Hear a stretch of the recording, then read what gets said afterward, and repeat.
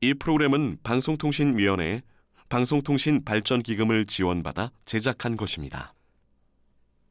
자기가 봤으면 참 좋아했을 텐데 엄마가 애기 둘하고 노는데 아들은 콧구멍을 파면서 있고 너무 자연스럽다. 흰색에 가까운데 막 펄이 들어가 있어. 반짝반짝 빛이 나. 그래서 아들하고 딸하고 이제 엄마가 아이들을 쳐다보면서 노는, 아들은 엄마 배에 앉아 있고 그 딸은 이제 그 아들하고 같이 해가지고 가족이래. 이 작품의 이름은 가족. 가족이죠, 당연히. 나란히 박물관 나들이를 온 박상돈, 김일수 부부입니다. 들으시면서 짐작하셨겠지만 남편 박상돈 씨는 녹내장으로 17살에 완전히 시력을 잃은 중도 장애인입니다. 어렸을 땐 철없이 살고 사회에 나와서는 바쁘게 살고 이제는 살뜰하게 챙겨주는 아내 덕에 살고 그러다 보니 눈이 안 보여도 이렇게 사라지더라는 말씀이 참 인상적이었는데요. 오늘은 아내의 팔을 잡고 기분 좋게 나오긴 했지만 이 부부에게 박물관 나들이가 흔한 외출은 아닙니다. 세계에서 단 하나뿐인 유물이 전시된다 한들 눈으로는 볼 수가 없고 듣거나 만져보고 싶다 한들 방법이 없고 오로지 아내의 설명에 의존해야 하는데 그게 또 잦아지니 미안해져서 자연스럽게 박물관 외출은 하지 않게 됐다고 하는데요. 오늘은 시각장애인을 위한 전시 음성 해설도 있고 촉각 전시물도 있다고 해서 모처럼 귀한 시간을 냈습니다. 와서 이렇게 한 바퀴를 둘러보니까 좀 벅차다고 해야 되나? 감히 우리가 접할 수 없는 진짜 보물들을 볼 수 있게 이렇게 배려해 주시고 기회를 주신 게 저는 벅찬데, 제 남편 입장에서는, 그리고 또 다른 시각 그 분들한테는 얼마나 이 느낌이 전해졌을까, 좀 많이 좀 최대한 전해졌으면 좋겠다 하는 생각이 들었어요. 눈으로 본 듯이 알게 해주고 싶고 만져본 듯이 이해하게 해주고 싶지만 시각장애 앞에서 개인이 할 수 있는 일이란 그리 많지도 않을 뿐더러 한계가 분명합니다. 하지만 박물관이 나서준다면 장애라는 불편을 덜기 위해 많은 일을 해낼 수 있고 한계를 뛰어넘을 수도 있을 겁니다. 작품을 보고 하는 것들이 단순히 개인의 어떤 만족감과 행복감뿐만 아니라 어떤 사회적인 의미도 가지고 있다고 생각을 합니다. 물론 대부분의 이제 시각장애인 분들이 시각적으로 받아들여지는 것에 대해서 별로 흥미가 없을 수 있어요. 그렇지만 모두가 다 관심이 없는 건 아니잖아요. 만약에 그런 분들이 소수라도 계신다면 그분들이 이 미술 작품을 알고 그리고 또 향유할 수 있는 기회를 이런 공공기관에서 제공을 해야 된다라는 생각이에요. 장애인은 장애를 뛰어넘고 박물관은 장벽을 뛰어넘어 모든 사람들이 모든 전시물을 함께 보고 즐길 수 있게 될 그날. 박물관은 지금 그 가까운 미래를 위해 조금씩 장벽을 넘어서고 있습니다. KNN 라디오 특집 다큐멘터리 4부작 소리로 보는 박물관 제3부 장벽을 넘는 박물관 편을 보내드립니다.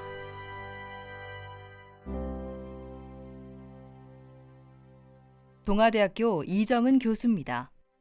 영국의 빅토리아 앤 알버트 뮤지엄 같은 경우에는 85년부터 촉각과 관련된 이제 전시 해설을 전체 전시실에 도입을 했거든요. 그게 제가 2000년대 초반에 그 박물관에 갔을 때 사실 굉장히 충격이었어요. 모든 전시물에 다 그렇게 되어 있었다는 게. 그리고 안내견들을 위한 사료 그릇 이런 것들까지 제공을 하고 있다. 그리고 모든 화장실이 각 종류의 장애에 맞도록 이제 설계되어 있었다고 하거든요. 그러니까 그런 문화가 일단 완성이 되어 있어요. 이렇게 이야기를 듣고 있으면 외국의 박물관은 과도기나 정체기도 없이 박물관 문을 열 때부터 시각장애인에 대한 배려로 가득한 완벽한 공간이었을 것 같다는 착각을 하게 됩니다. 장애인이 집을 나서서 박물관 정문까지 어떻게 이동하고 정문에서 전시실까지 어떤 방법으로 접근하며 전시물 관람은 어떤 서비스를 이용해 박물관에서의 시간을 최상으로 즐길지 100% 맞춤 시뮬레이션을 짜 앞에 딱 내놓으며 아주 쿨하게 Have a good time 할 것만 같으니 말입니다. 하지만 외국 박물관이라고 어떻게 처음이 없고 실패가 없었을까요? 우리가 부러워할 정도의 가이드라인을 만들고 시스템을 갖춰 장애인, 비장애인 할 것 없이 모두가 즐기는 공간이 되기까지 그들에게도 분명 혼란했던 시절은 있었을 텐데요. 박물관 취재를 다니며 제작진이 느낀 건 우리나라 박물관 또한 과도기를 겪고 있구나 하는 것이었습니다. 국립중앙박물관 권영우 학예사입니다. 저희가 시각장애인을 위한 조금 새로운 콘텐츠들을 발굴하기 위해서 최근에 실험되고 있는 다양한 사례들을 참고하고 그런 것들을 시도를 해보는 게 중요하다고 생각을 하고 있고요.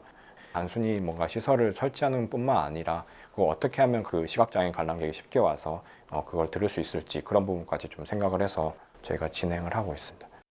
그렇게 시작된 고민들이 만들어낸 기획전, 국립중앙박물관의 특별전, 어느 수집가의 초대입니다.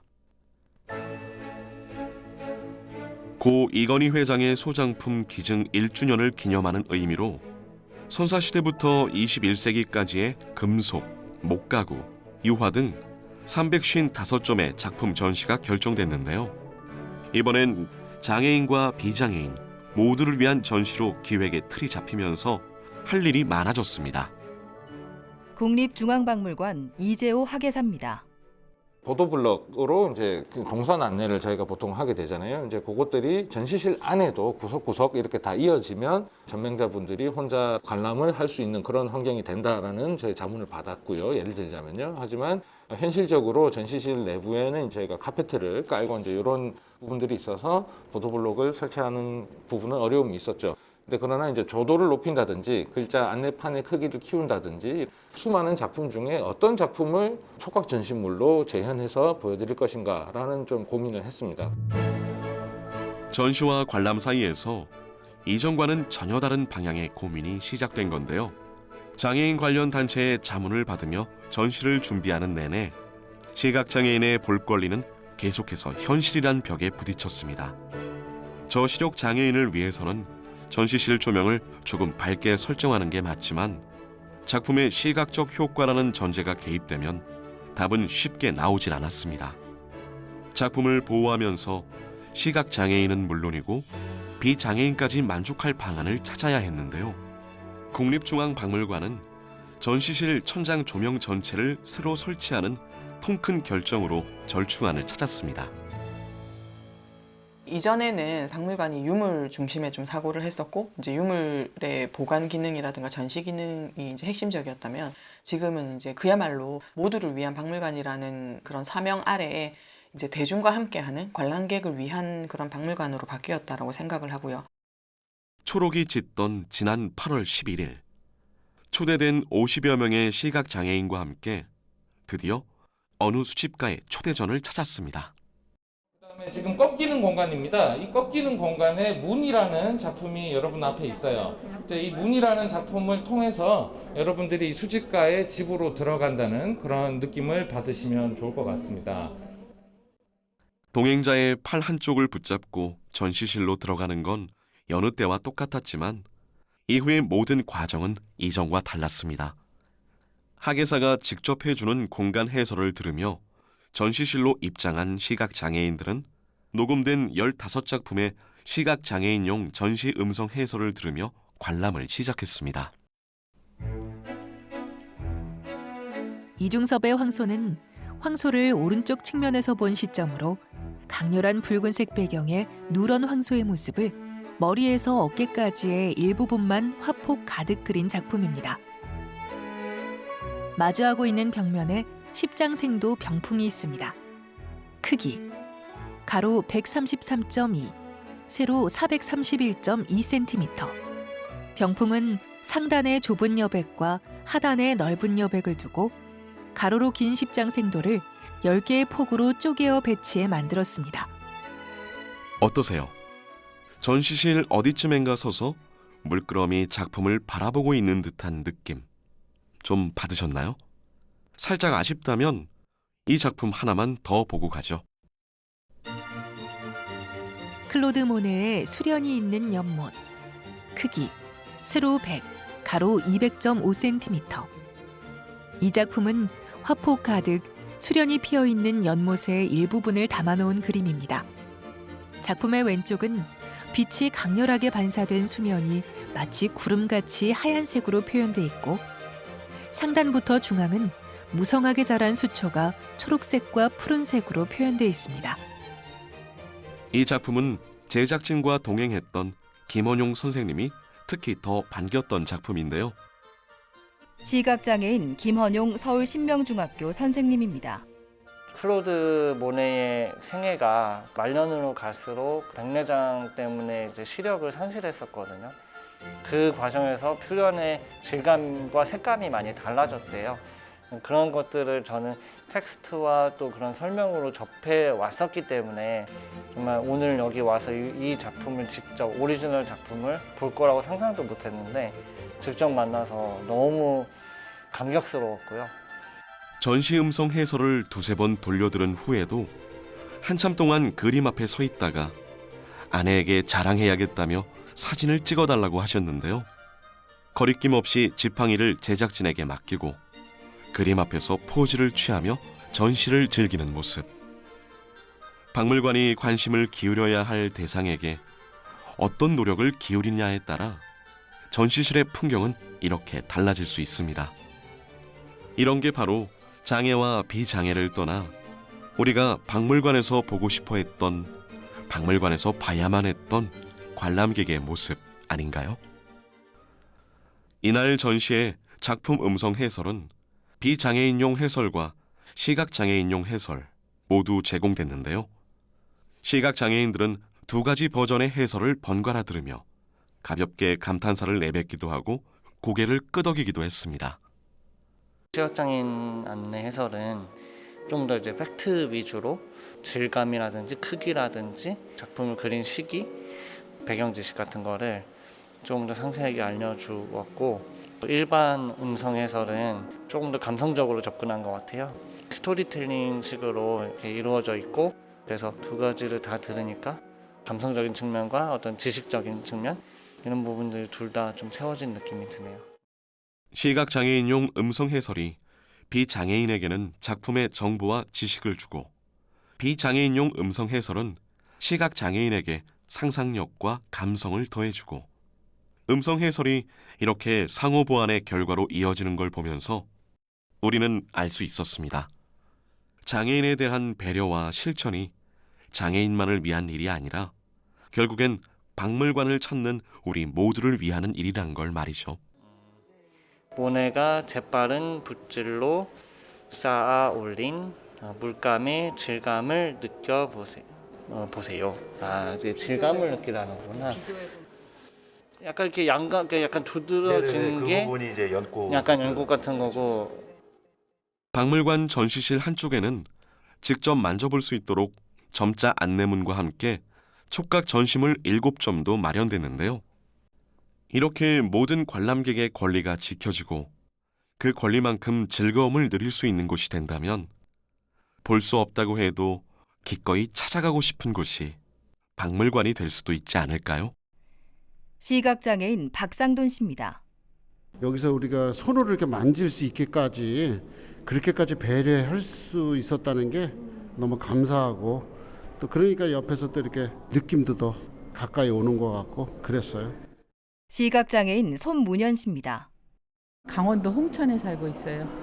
새벽에 6시 차 타고 왔어요. 굉장히 많이 보고 싶었는데 너무 좋은 기회라서 정말 내가 제1번으로 신청했어요. 내가 생각했던 것보다 상당히 웅장하고 좋은 작품이 너무너무 많았어요. 좋았어요. 시각장애인의 볼 권리를 이야기할 때마다 반드시 뒤따라야 할 조건으로 우리는 음성 해설을 꼽습니다.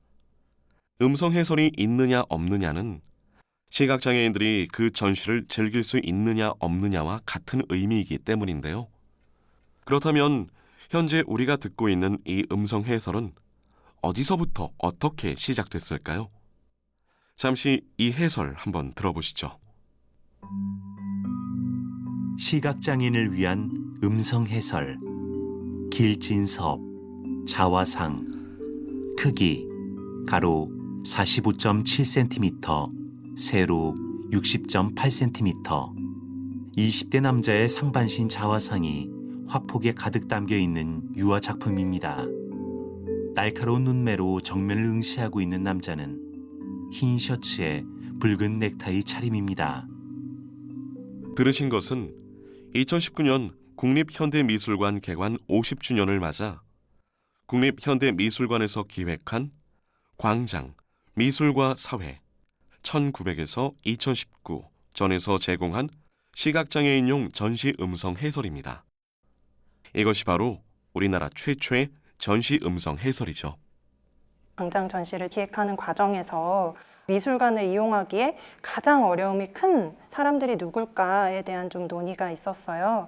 미술관이 아무래도 여러 감각 중에서 시각을 중심으로 활동이 이루어지는 공간이다 보니까 미술관에 대한 접근 장벽이 가장 높은 계층이 시각장애인이 아닐까. 그래서 시각장애인의 미술 감상을 위해서 더욱 효과적인 방법이 무엇일까 고민하는 과정에서 음성 해설을 제공하게 됐습니다. 그림을 볼 수 없다면 소리로 알게 하자. 단순하지만 이 기본적인 생각이 이끌어낸 것은 비단 음성 해설의 탄생만은 아닙니다. 볼 수 없다는 것을 개인의 문제로 치부하고 있던 사람들에게 이것은 우리가 함께 고민해야 할 사회 문제라는 인식을 이끌어냈고 미술관이나 박물관의 역할을 고민하게 만든 방아쇠 역할도 했습니다. 이후 다른 전시에서도 음성 해설을 활용하는 사례가 늘어나기 시작했으니 말입니다. 박물관이 시간에 멈춰 있지 않고 장벽을 넘어야 하는 이유를 만들어준 것이죠. 이걸 처음 이제 개발을 했을 때 미술관에 있는 직원분들이 많이 공감을 해주시더라고요. 이런 것들이 앞으로 미술관에 더 많아졌으면 좋겠고 꼭 필요하다, 이런 공감과 환영하는 분위기가 있어서 사실 개인적으로는 조금 놀랍기도 하고 또 희망적이다라는 부분도 있었어요. 지금은 그때 이후로 이게 완전히 정기 프로그램이 돼서 저희가 거의 매년 주요 전시에는 이 화면 해설을 지속적으로 제공을 하고 있어요. 누구나 차별 없이 즐길 수 있는 전시회. 국립현대미술관이 포문을 열었다면 서울공예박물관은 후발주자로서 뜻을 이어가고 있는데요. 지난해 5월 개관한 서울공예박물관은 상설 전시 자수 꽃이 피다에서 촉각 전시물과 함께 음성 해설을 제공해 장애인은 물론 전시 음성 해설을 들은 비장애인 관람객들로부터 큰 호응을 얻었습니다. 강공민 씨입니다. 입구에서 딱 와서 보면은 좌편이라든가 우편에 이제 어떤 것들이 있는지에 대한 내용도 되게 상세하게 잘 설명되어 있는 것 같고요. 동선은 좀 되게 잘 맞춰져 있는 것 같아요. 그 열보 안에 팟이 이렇게 딱딱딱 나눠져 있는 걸 보니까 되게 잘 돼 있는 것 같아요. 김향란 씨입니다. 저는 시각장애인이 아니라서 이 손끝이 별로 그렇게 민감하지 않아서 그런지요. 촉각 자료를 만져보고서 이 그림을 상상한다는 게 저로서는 되게 어려운 것 같은데요. 그렇지만 해설에서는 이게 천으로 돼 있는 거라는 거, 그리고 이게 자수 모양이라는 거, 이거에 대한 설명까지 해주니까 그냥 촉감만에 의존하던 것보다는 훨씬 더 좀 상상력이 발휘되는 것 같았고요. 좀 더 이해가 좀 되는 것 같았어요. 예. 특별전도 아닌 상설 전시에서 공간 음성 해설과 전시 음성 해설을 제공한다는 것은 극소수일지언정 장애인 관람객의 권리를 저버리지 않겠다는 서울공예박물관의 의지이기도 한데요. 이 의지와 실천이 더 큰 실현으로 이어지길 기대하며 한 걸음 한 걸음 나아가고 있습니다. 서울공예박물관 이소연 학예사입니다.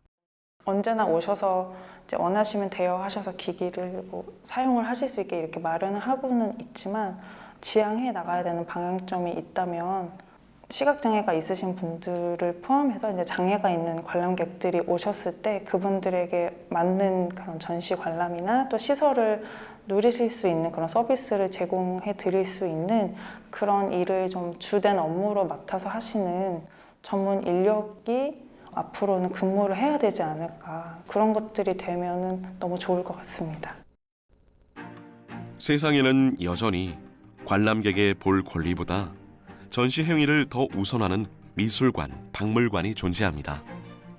하지만 기존의 틀을 깨기 위해 고민하고 장벽을 넘기 위해 노력하는 움직임이 박물관, 미술관을 중심으로 새로운 바람을 일으키고 있는 것도 분명한데요. 이 시점에서 함께 해야 할 것이 있습니다. 바로 시각장애인 스스로도 장벽을 넘어서야 한다는 것입니다. 저희가 열심히 준비해서 보여드리는 것을 보러 오시는 분들이 없으면 이 공간을 운영할 큰 이제 의미나 동력이 사라진다고 생각을 하거든요. 앞으로 좀 시각장애인분들이 좀 많이 찾아오시고 이런 서비스들도 좀 많이 이용을 해보시고 피드백을 좀 많이 주시면 저희가 더 좀 개발을 하는데 많이 도움이 될 것 같아요. 손뼉도 마주쳐야 소리가 나고 백지장도 맞들면 나은 것처럼 박물관과 미술관이 바뀌길 바란다면 시각장애인들의 생각도 바뀌어야 합니다. 볼 수 없고 느낄 수 없어서 가지 않는다. 재미가 없어서 가지 않는다가 아니라 왜 우리는 볼 수 없고 느낄 수 없는지, 왜 이렇게 재미가 없는지 박물관을 찾아가 끊임없이 묻고 따지며 나의 권리를 요구해야 한다는 거죠. 세상에 쉽게 넘을 수 있는 장벽이란 없지만 함께 힘을 모은다면 쉽지는 않다 하더라도 우리는 분명히 그 장벽을 즐거운 마음으로 넘을 수 있을 것입니다. 그리고 여기 장벽을 넘는 또 다른 시도가 있습니다.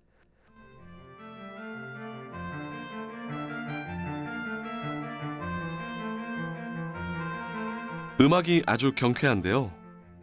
이 음악이 지금 악기 종류와 멜로디 등으로 어떤 그림을 설명하고 있는 거라면 여러분들 믿을 수 있으시겠어요?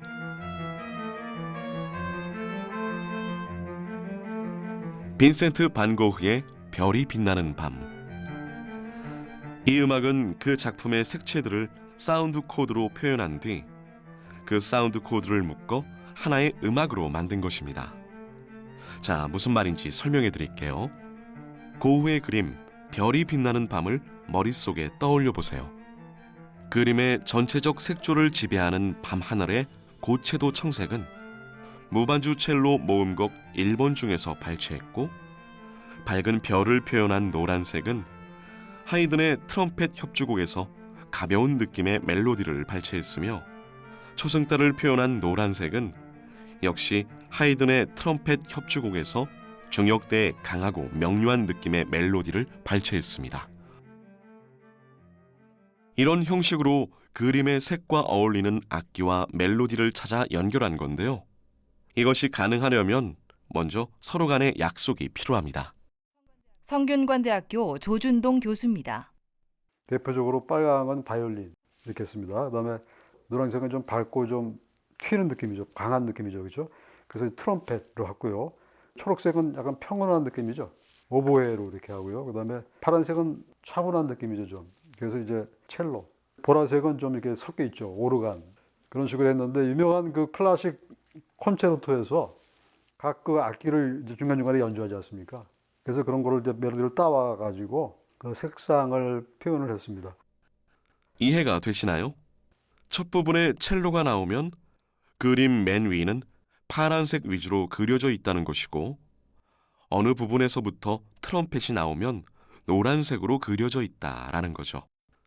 시각장애인은 단지 앞을 못 본다는 것이 이제 장애죠. 시각 대신에 다른 감각을 사용해서도 얼마든지 할 수가 있다고 생각이 돼요. 우리가 시각이 아닌 다른 감각으로 이런 예술 작품을 감상할 수 있는 그런 장치를 만들어야 되는 거죠.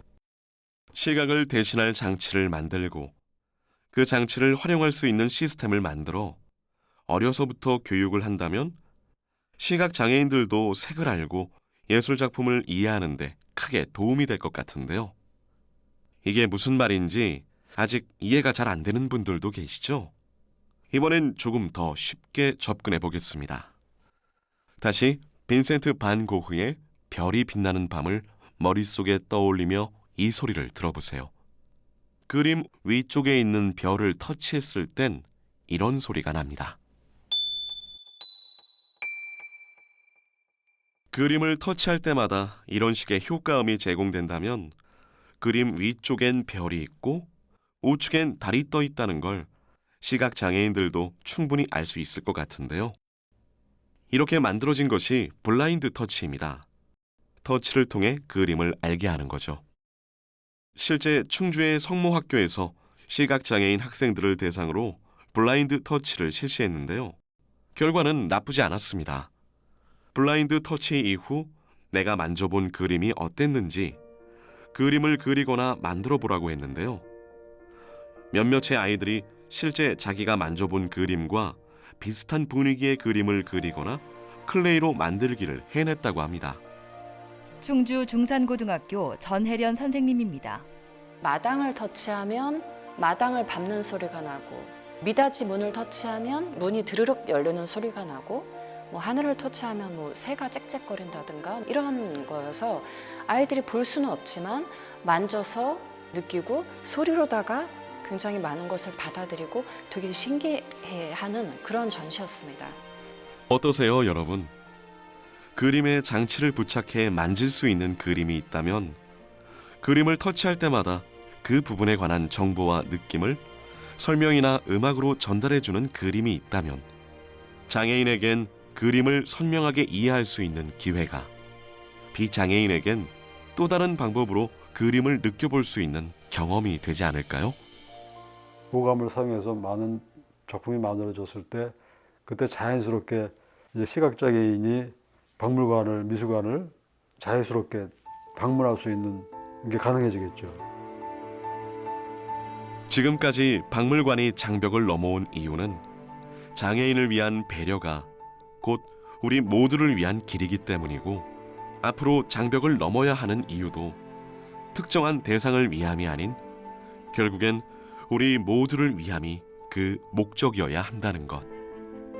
예를 들어 큰 글자 해설이 있으면 사실 굉장히 나이 드신 고령 관람객분들도 굉장히 잘 이용하시더라고요. 그리고 음성 해설뿐만이 아니라 수어 해설, 여러 가지 그런 장애인 프로그램들이 일반 비장애인 관람객들한테도 굉장히 좀 유익하고 또 좋은 서비스가 되더라고요. 그래서 결국에는 특정 장애인을 위한 그런 서비스라기보다는 정말 그 모든 계층을 아우르는 그런 서비스들이 제공돼야 되지 않을까. 박물관의 멋진 도전이 장애인과 비장애인, 사람과 사회의 장벽을 넘어 장벽이 없는 박물관, 마침내 모두를 위한 박물관으로 힘차게 나아가길 바랍니다. 내일 이 시간에는 KNN 라디오 특집 다큐멘터리 4부작 소리로 보는 박물관 제4부 모두를 위한 박물관 편이 방송됩니다. 많은 애청 바랍니다. 이 프로그램은 방송통신위원회의 방송통신 발전기금을 지원받아 제작한 것입니다.